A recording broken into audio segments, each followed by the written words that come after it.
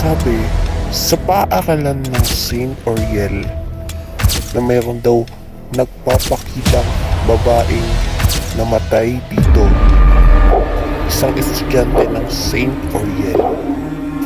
Habang ako'y umaakyat sa hagdanan, meron akong narinig na umiiyak na babae.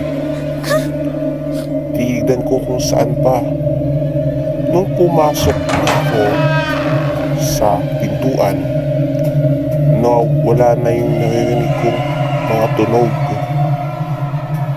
Habang ako'y nakaupo, bigla akong parang narinig ko siya ulit na umiiyak.